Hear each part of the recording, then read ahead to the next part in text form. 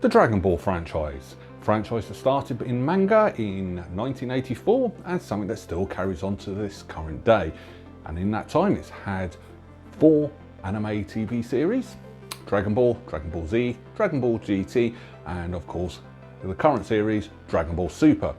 Now, 2 of these were absolutely brilliant. Dragon Ball was brilliant. Dragon Ball Z shot through the roof, and it turned anime from a late night sort of secretive thing to watch to something that was mainstream, even though Dragon Ball Super is still on late night TV.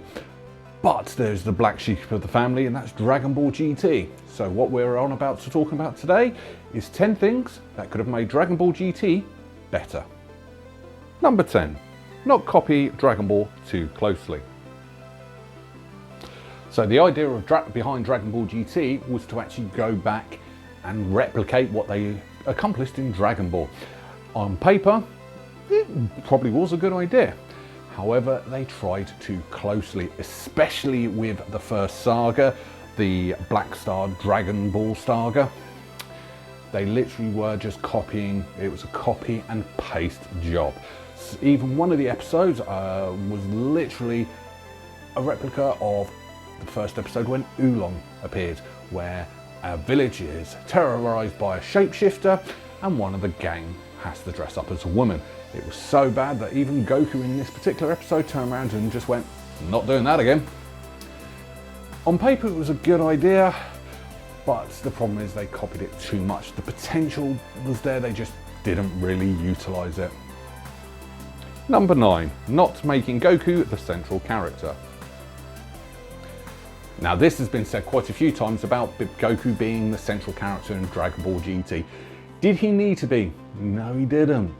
Especially in the first saga, the 3 of the heroes go off into space to find the Black Star Dragon Balls. Did Goku need to be one of them? No, he didn't really.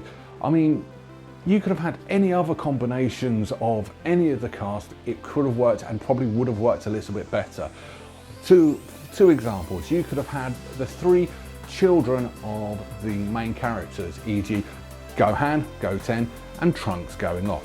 Or, and this is my personal preference, and I think this would have worked better, is Gohan, Goten and Pan. They would have been my 3. 2 of the children from the old crew, plus the newest member of the team. It could have worked so much better. And it's the same in the second saga, in the baby saga. Did Goku really need to be in that? Not really. It probably would have been better if Baby actually took on Goku rather than Vegeta. That would have opened up so many more interesting storylines. You could have had Trunks going for it, trying to take over his mentor. You could have had Gohan trying to take on his father. Or, and I think this would have actually worked so much better, Vegeta actually for once fighting Goku, but this time Vegeta's on the side of good. That would have actually made a hell of a lot better storytelling. That would have made something more better to watch. And also the fans, even at this point, have been crying out for a bad Goku. Yes, we did finally get that in Dragon Ball Super with Goku Black, but still, the potential was still there in Dragon Ball GT. Didn't quite touch it. Super Android 17. This actually did get the Goku ratio a bit right. They took Goku out of the picture and had everyone else cracking on, and Goku coming in at the last minute to save the day. That was actually fine, a bit stereotypical, but fine, that sort of worked. But also meant the other characters had their chance to shine. The last saga, the Shadow Dragon saga, this one was the only saga out of the 4 sagas in Dragon Ball GT that Goku needed to be the main character. It was his story. This was perfect for him. Out of the whole thing, this had to be Goku. Also had probably the best ending. Number 8, Super Saiyan 4. Now, luckily this one's been completely and utterly removed thanks to Dragon Ball Super, along with the rest of Dragon Ball GT. But yes, the Super Saiyan 4. It did have a brilliant, and I mean a brilliant introduction. Probably one of the best introductions out of all the Super Saiyan forms. Probably except for Super Saiyan God. But that being said, the design of it, no, did not look good. Really did not look good. And I know some people out there like it. I think Super Saiyan 4 is a bit like Marmite. You either love it or hate it. There isn't an in-between. And unfortunately, I am on the side of hating it. Number 7, not a long enough gap between Z and GT. Now, Dragon Ball Z finished on the 31st of January 1996 in Japan and 7th of April 2003 in the US. Dragon Ball GT started on the 7th of February 1996, 1 week later, and the 14th of November 2003. So that had about a 6-month gap, mainly because the US didn't actually show the first saga. That shows how bad that was. This actually probably hurt GT. There was no gap, there was no space to like mull and miss it. That's something that helped Super that much more, was that gap. GT didn't have that and it did suffer. Personally, I think minimum at least a year between Z and GT would have helped, but they didn't do that. It was literally straight from one to the other. And yes, I think that's one. They didn't do that, it could have helped. Number 6, too many changes. Now, too many changes. Yes, this is an iffy one, and it probably could have worked if number 7 was into play, but it wasn't. And yes, there was too many changes to the characters.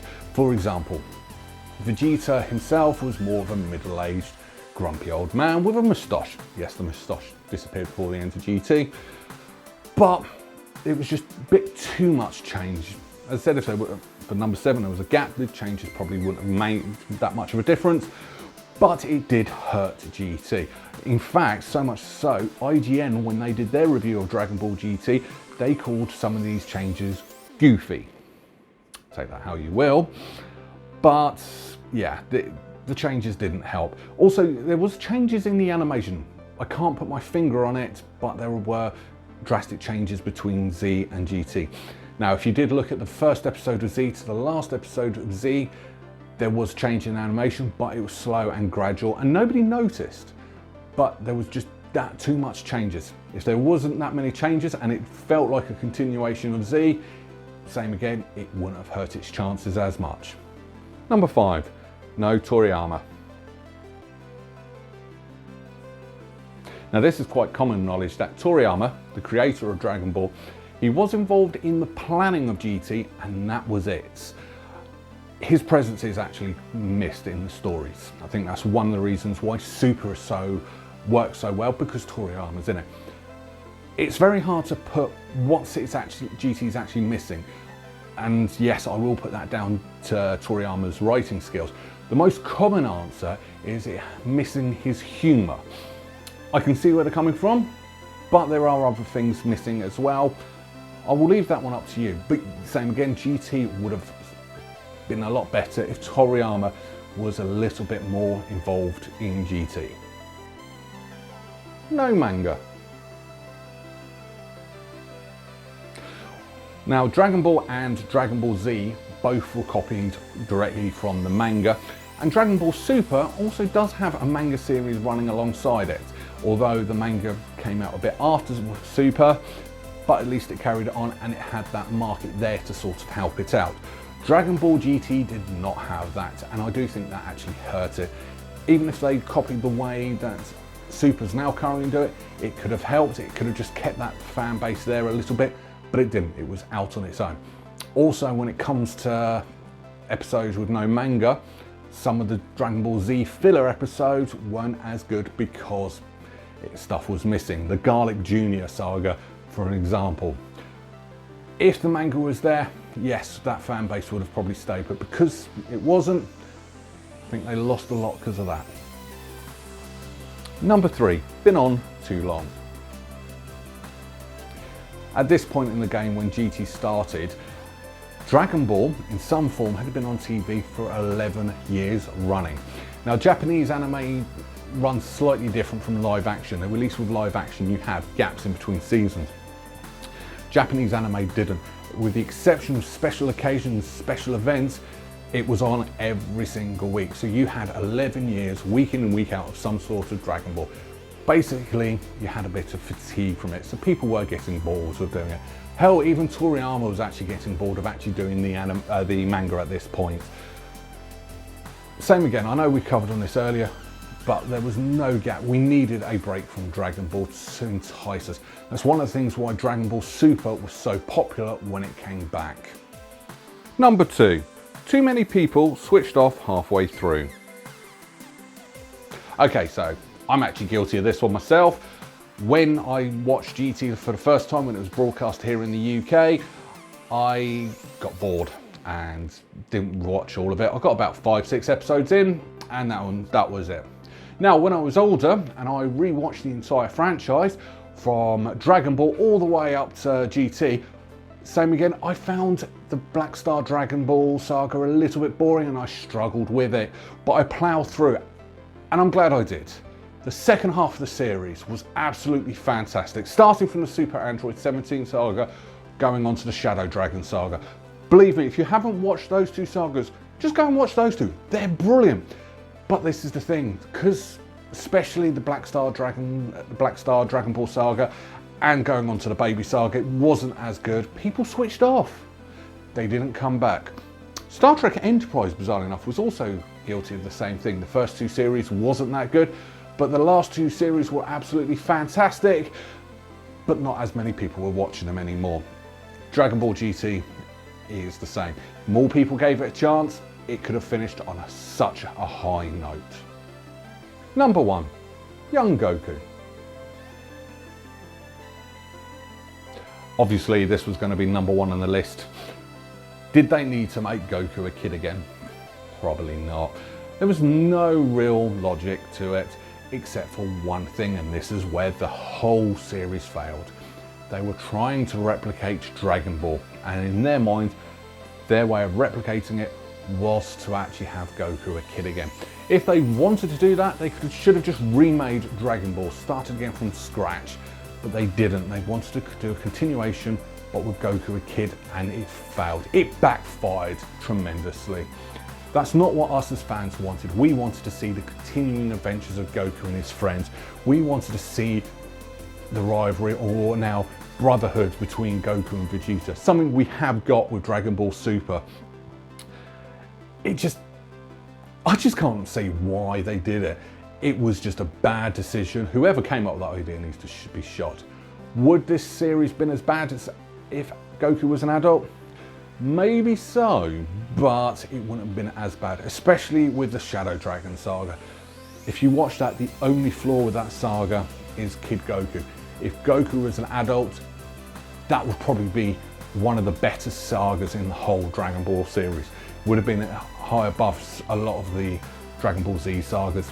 It just, see, it's frustrating. I've got a script and all this, and it's still frustrating me now about Goku being a kid. It was just uncalled for, really uncalled for. So there you have it. That's my list of 10 things that could have made Dragon Ball GT better. What do you think? What's your opinions? Leave them in the comments below. I'll look forward to actually seeing them all. But luckily, in hindsight, we had Dragon Ball Super, which actually picked up the slack. And I know it's due to finish soon in the US. It's only just started in the UK. However, I've been watching it on other websites, so I'm pretty much up to date with the American side of things. So, there we have it. If you like this video, hit the like button. Please share it with your friends and get them to have their opinions as well. If you want to keep up to date with other videos, please hit the subscribe button, or just check out what my latest video is right here, and I'll be back to you very soon with another video. Thank you very much for your time. Bye-bye.